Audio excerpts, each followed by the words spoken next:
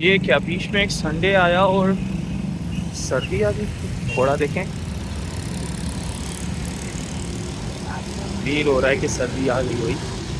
तुम देखें। अस्सलाम वालेकुम जी, कैसे हैं आप लोग भाई। इतवार रो ऐसे गुजरता है जैसे लाइटिंग की स्पीड, यानी कि लाइट स्पीड जैसे गुजरती है ना, वैसे इतवार गुजर जाता है। पलक क्या झपको, पलक झपकने का इरादा करो, इतवार गुजर जाता है। चले भाई, शुक्र अल्हम्दुलिल्लाह जो है वो इतवार खैर वक़ील से गुजर गया। हमारे ख़ानदान में जो है वो एक कैजुअलिटी हो चुकी थी हमारे किसी घरे की।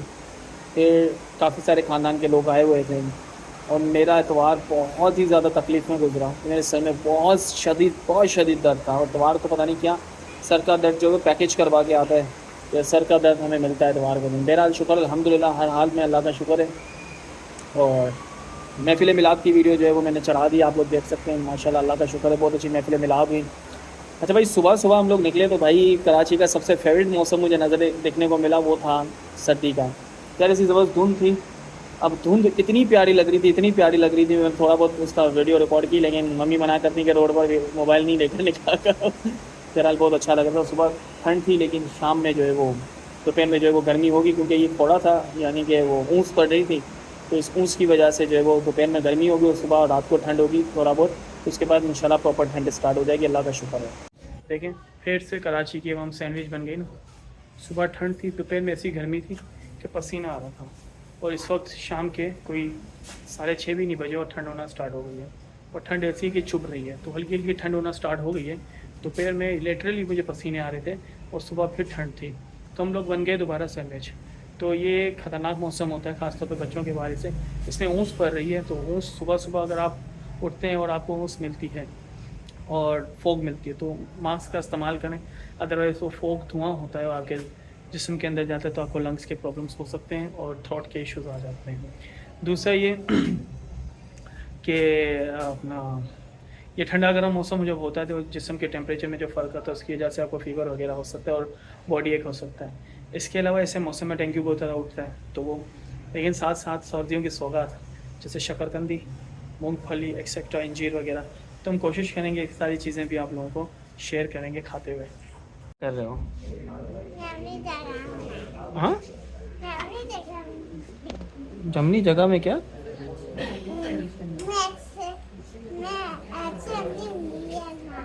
लेस पापड़ चाहिए? लेस का क्या है? B1? B1 है, चलो B1 दबाते हैं।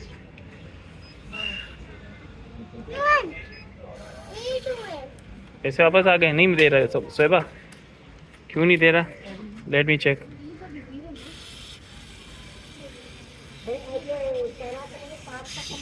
जहाँ भी जाओ इनका खर्चा कांस्टेंट है। अभी इन लोगों ने खामा का मशीन से मेरा खर्चा करवाया है और वो 20 रुपये मैं वापस नहीं निकाल पा रहा, उसमें 20 रुपये मेरे बच गए। ये और इसकी बड़ी बहन, ये नहीं इतना ज़्यादा, बड़ी बहन बहुत है, सौदा को बड़ा शौक है इन सारी चीज़ों का। ये बताते तो मेरी सिंपल है बड़ी। खिलाओ मुझे, खिलाओ।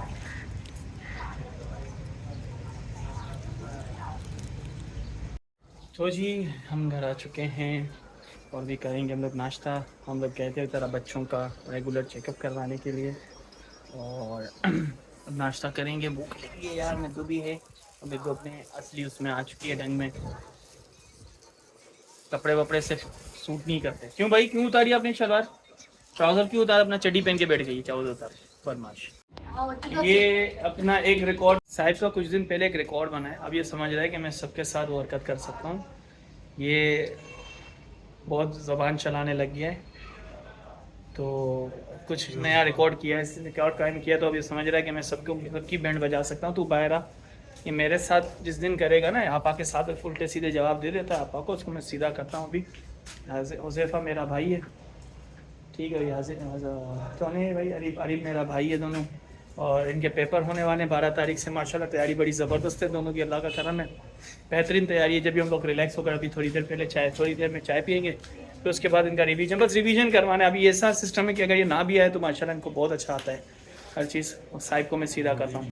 मेरे बच्चों की गाड़ी में से आवाज़ आ रही थी, तो अभी मैंने चेक किया है कि जो टायर है ना ये वाला, ये थोड़ा सा लूज़ हो गया है।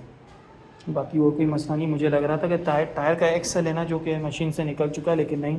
अभी मैंने इसको चला के देखा है, बिल्कुल सही थी, लेकिन आवाज़ हल्की सी आ रही है। तो मैं जब इसको घुमा रहा हूँ, उसको हिला रहा हूँ ना, तो सेम आवाज़ आ रही है। तो इसका मतलब टायर थोड़ा सा लूज़ हो गया। कल स्क्रू ड्राइवर लगा कर इसको मैं टाइट कर दूँगा। अभी गाड़ी माशाल्लाह संभालती हैं, नो डाउट, अपनी गाड़ियों को बहुत ज़्यादा संभालती है दोनों। और अभी तो हम लोगों ने इसका एक कवर भी बनवाना है। फ़िलहाल हम लोग ये प्लास्टिक डाल रहे हैं इसके ऊपर। चकाचक कल से इसको बोलूँगा, इनको बोलूँगा चलाओ। अस्सलाम वालेकुम जी, कैसे हैं आप लोग। सुस्त रवि का शिकार हो गया है आपका भाई, लेकिन इंशाल्लाह ताला काम अपना जारी रखेगा। और बात करें अगर हम लोग पब्लिक बिहेवियर की, तो हम लोग देख रहे हैं कराची में ये चालान हो रहा है, वो मुख्तलिफ़ जगहों पर हो रहा है। वहाँ पर जो है ना पब्लिक जो है वो तमीज़ के दायरे में चल रही है। लाइक सीट बेल्ट लगा रही है, अपनी लाइन नहीं छोड़ रही है, अपनी बारी का इंतज़ार कर रहे हैं वो लोग। लेकिन वहाँ पर जहाँ पे ई चालान नहीं हो रहा, वहाँ पे पब्लिक का बिहेवियर थोड़ा सा भी चेंज नहीं हुआ।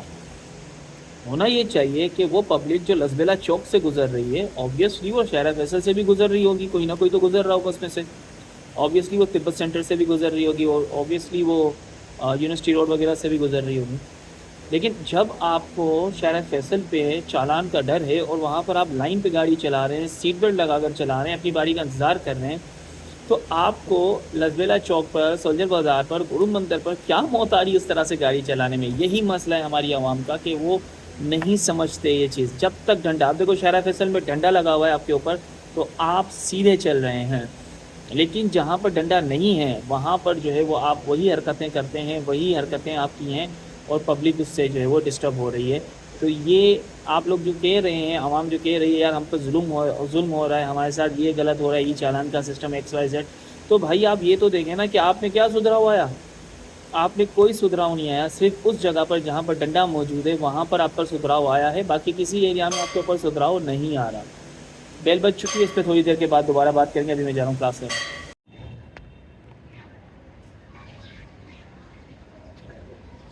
वही मशीन चलाई है, वहाँ से पानी यहाँ तक आने में टाइम लगेगा। क्या बात है, अभी जाके सुबह से अभी जाके काम किया कोई आपने। अबे यार, हाँ, तो बात कर रहे थे हम लोग पब्लिक बिहेवियर की। पब्लिक बिहेवियर में भाई देखा जाए तो ये कोरोना जब आया था, तो पब्लिक जो है वो किसी बात पे खातिर खौफ जो है ना कान नहीं धरती थी। वही इनकी हरकतें होती थी, मास्क ना लगाना, इधर उधर टच करना, पब्लिक गैदरिंग में जाना। लेकिन जहाँ पर वो किसी डिपार्टमेंटल स्टोर में जाते थे या कहीं बाहर निकलते थे, पुलिस उनको रोकती थी, तो वो मास्क भी लगाते थे, हर किस्म की सिक्योरिटी प्रिकॉशंस जो है वो लेते थे। तो ये आवाम जो है ना डंडे की है, और जब तक कानून डंडा हाथ में नहीं उठाएगा, तब तक ये लोग जो है वो सीधे नहीं होंगे। लोग मुझे कहते हैं कि यार कराची के रोडों की हालत देखो, हम क्यों दें इस पे फाइन। तो भाई रोडों का आपसे सीट बेल्ट पहनने से क्या ताल्लुक है। कराची के रोड देखें, फैसिलिटीज़ तो हमें दी हुई नहीं है। भाई फैसिलिटीज़ देना नहीं है, हम तो कानून फॉलो करेंगे ना। अब मिसाल के तौर पर आप बोलते हैं फैसिलिटी नहीं है। फैसिलिटी क्या नहीं है कि हमारे पास खड्डों वाले रोड है, यानी कि हमारे पास रोडों पे पानी पड़ा हुआ है, खड्डे वाले रोड है, उसी रोडों पे आप जल्दी करते हो। तो जब आप उसी रोडों पे जल्दी करोगे, तो सोचो एक वर्स्ट सिचुएशन की हालत को और वर्स्ट बना देते हो आप लोग। तो फिर तो मैं तो इसी चीज़ के हक में हूँ। मुझे काफ़ी लोग कह रहे हैं कि भाई आपके पास कन्वेंस नहीं है, इस वजह से आप कह रहे हैं। होती तो भी मैं ये कहता भाई कि लॉ तो होना चाहिए यार, लॉ तो होना चाहिए। आपको सीट बेल्ट लगाना है, इसके लिए रोड अच्छे होना हो या ना हो। आपको लाइन देखनी है, रोड अच्छे हो ना हो। आपको जल्दबाजी नहीं करनी है, रोड अच्छे हो ना हो। आपको ओवर स्पीड नहीं करनी है, रोड अच्छे हो या ना हो। सिंपल सी बात है। और जिस तरीके की रोड है उस पर तो आपको लॉ को फॉलो करना चाहिए। यानी कि सारी की सारी चीज़ें आपको रोड खुद करवा देगी, यानी कि ओवर स्पीडिंग रोड करवा देगा आपकी। सीट बेल्ट लगाना, झटके ना लगे तो आप ओवरलोड, ये रोड आपके फिर वो लॉस को फॉलो करवाने के मुतहमिल हैं, लेकिन आप तो करते ही नहीं तब भी। तो जी मैं आ चुका हूँ घर, और हस्ब मामूल मैं थक चुका हूँ। काम बहुत ज़्यादा चल रहा है अल्हम्दुलिल्लाह।